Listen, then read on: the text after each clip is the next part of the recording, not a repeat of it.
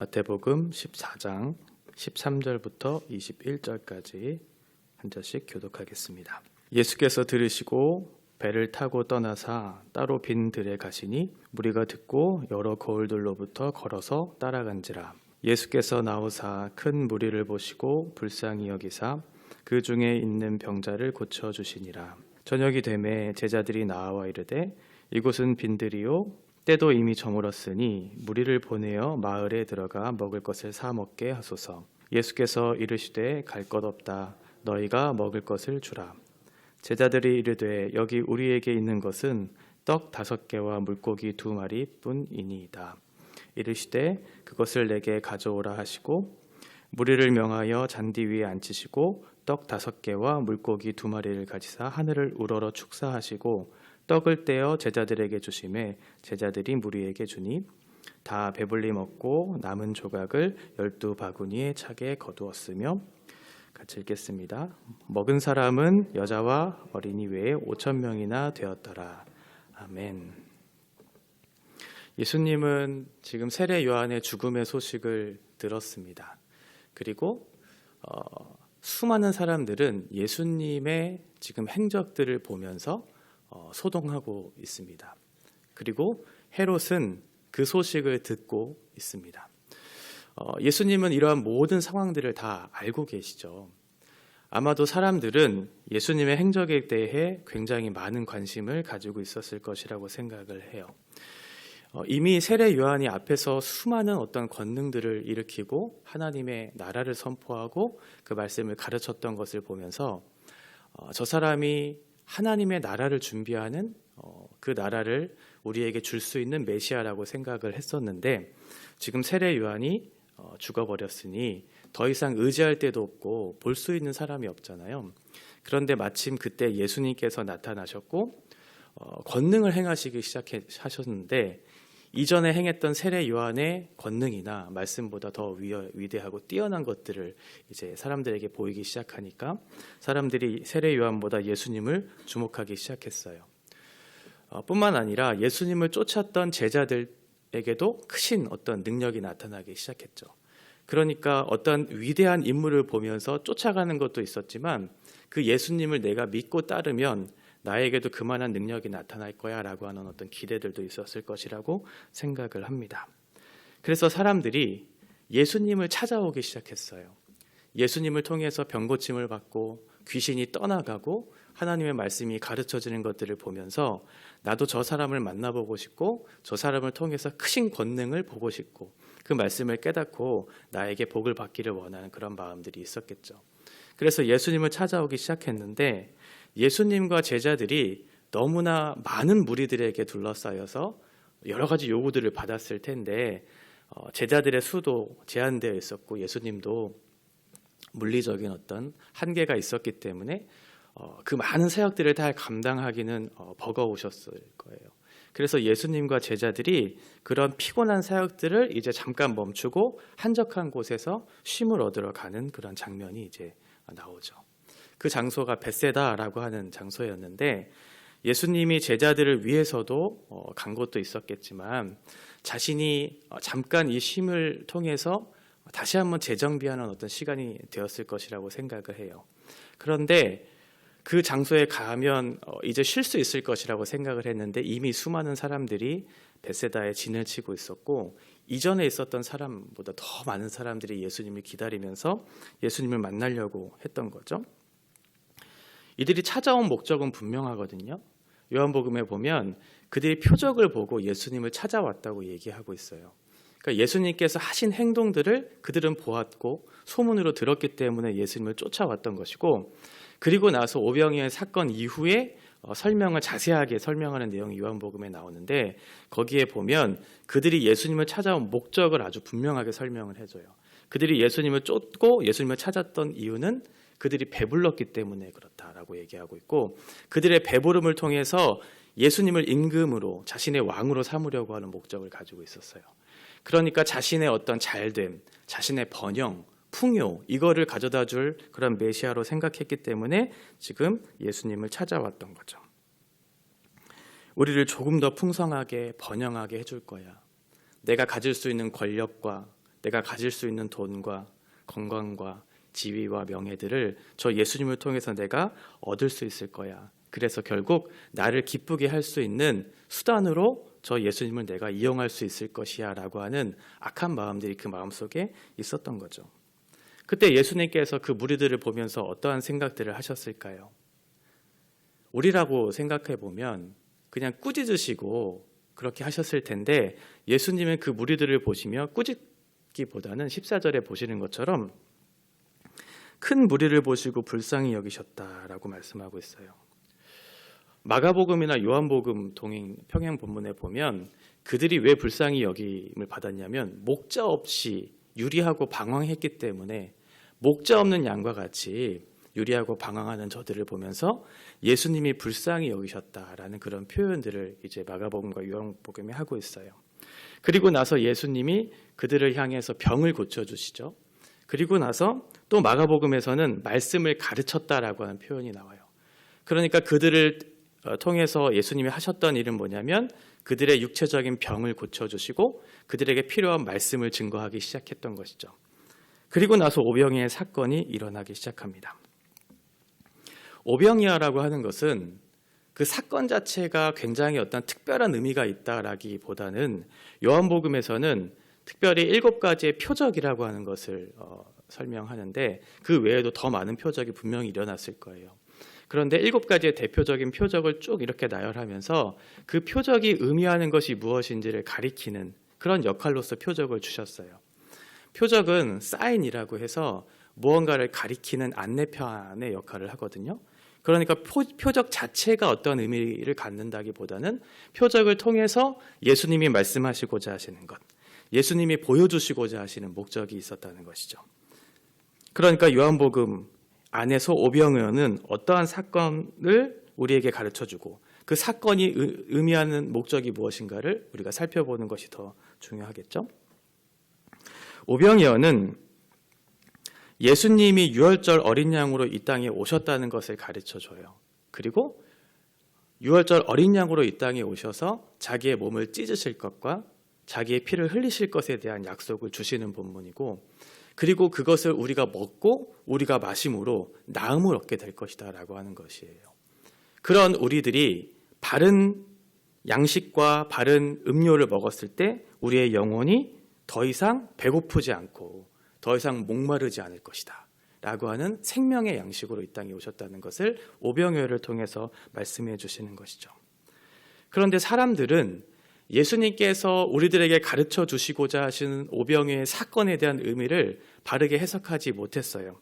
그래서 세상의 성공과 번영, 일시적이고 허무한 것에 종로로 타면서 또 그것에 열광하면서 예수님을 쫓았던 거죠. 우리에게 먹을 것을 주십시오. 우리를 더 영광스럽게 해주십시오. 그러기 위해서 예수님이 당신이 필요합니다라고 그렇게 열광을 하면서 예수님을 쫓아왔던 거예요. 과연 저들에게 무엇을 먹여야 저들이 만족할 수 있을까? 예수님은 해가 질 때까지 말씀을 가르치기 시작해요. 그들이 원하는 것을 주는 것이 아니라 그들에게 필요한 것이 무엇인지를 주기 시작하죠. 그게 하나님의 말씀이었어요. 그 사람들에게 꼭 필요한 것은 어떠한 먹을 양식도 아니고 그들이 더 풍요롭고 윤택하게 살기 위한 어떠한 물질이나 이런 것들이 아니라 하나님의 말씀이 필요하다는 사실을 아시고 그 사람들에게 주셨던 거죠. 우리 교회가 줘야 할 것이 무엇일까요? 사람들은 왜 교회에 오는 걸까요? 각자의 이유가 다 있겠지만 사람들이 교회로 오는 이유가 과연 무엇일까? 그리고 우리 교회는, 우리 우면동 교회는 그 사람들에게 무엇을 주어야 할까? 우리 미래 세대들인 아이들에게 무엇을 주어야 할까? 고민해 봐야 되겠죠. 너희들이 지금 돈이 없어서, 너희들이 권력과 명예가 없어서 불쌍한 것이 아니다. 스스로를 구원할 수 없고 스스로를 배고프다고 느끼지 못하고 스스로가 목마르다고 느끼지 못하는 너희들, 그래서 삶의 목적도 의미도 아무것도 없이 방황하고 유리하고 있는 너희들, 허무한 곳에 종로로 타면서 무가치한 인생을 살아가는 너희들이 진정한 의미에서 불쌍한 사람들이다라고 말씀하시면서 너에게 꼭 필요한 것이 있는데 그게 뭐냐면 생명의 떡이라고 하는 거예요. 나는 생명의 떡으로 왔다는 거예요. 그래서 나를 먹고 나를 마셔야지만 더 이상 배고프지 않고 더 이상 갈증을 느끼지 않고 영원한 만족을 누릴 수 있을 것이라고 말씀하시면서 너에게 필요한 것은, 너에게 진짜 필요한 것은 나다. 먹을 것이 아니라 예수 그리스도 나다. 나를 먹고 마셔야 비로소 너희가 살 수 있다라고 말씀하고 있는 거죠. 이렇게 말씀하셨고 이렇게 표적을 보이셨으면 사람들이 거기에 대한 정당한 반응을 해야 되잖아요. 이미 많은 것들을 보여주셨고 하나님의 말씀을 가르쳐 주셨으면 그것들에 대한 믿음을 가지고 바르게 정당하게 했어야 했는데 사람들은 반응을 다르게 했어요.